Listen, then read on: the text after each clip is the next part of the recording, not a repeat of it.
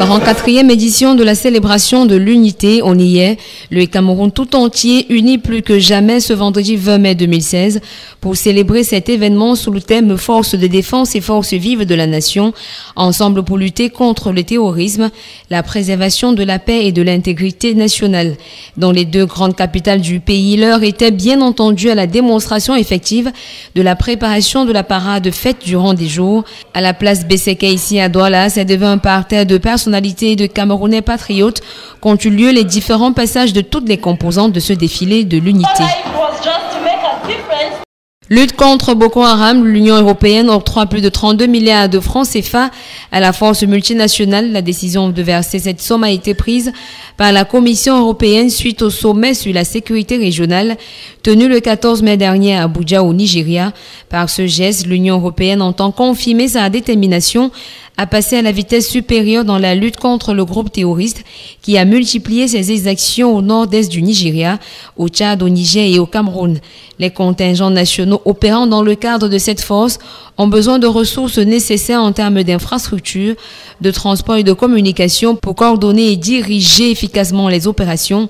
L'Union européenne a réitéré son engagement à contribuer efficacement à restaurer un environnement sûr dans les zones affectées par Boko Haram et d'autres groupes terroristes et à soutenir la force multinationale conjointe de la Commission du bassin du lac Tchad en vue de garantir la sécurité des populations civiles. Préparation des examens officiels pour le compte de la session 2016, l'Office du baccalauréat du Cameroun investit 6 milliards de francs CFA.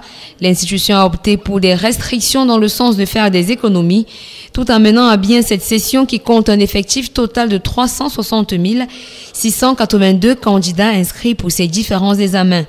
Aussi, 15 sous-centres d'examen ont été supprimés, 2 surveillants de salle pour 40 à 48 candidats, comparativement au même nombre de surveillants pour 30 candidats l'an dernier. Des restrictions qui permettront aux chargés de mission d'avoir moins de travail. Par ailleurs, l'OBC a fait montre de plusieurs innovations pour cette année, entre autres l'exigence d'une carte nationale d'identité, en plus de la carte d'identité scolaire pour les candidats âgés de plus de 24 ans réguliers des collèges privés. Mais la grande innovation de cette année reste l'entrée en vigueur du probatoire A4 chinois, après le probatoire A4 italien l'année dernière.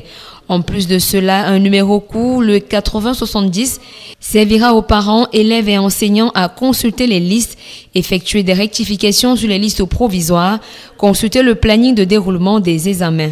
Le port en eau profonde de Kribi à la conquête des investisseurs, le groupe Bolloré, attributaire du port, a profité de la tenue de la conférence internationale investie au Cameroun pour présenter ses perspectives dans les domaines portuaires et ferroviaires. Les importateurs et les exportateurs qui vont solliciter le port en eau profonde de Kribi se verront appliquer des taux de manutention de 10% en deçà des tarifs du port de Douala. L'ambition est de faire de Kribi un hub régional de transbordement pour toute la façade atlantique de l'Afrique, du Sénégal au Gabon, relié par des navires de grande capacité au marché européen et asiatique.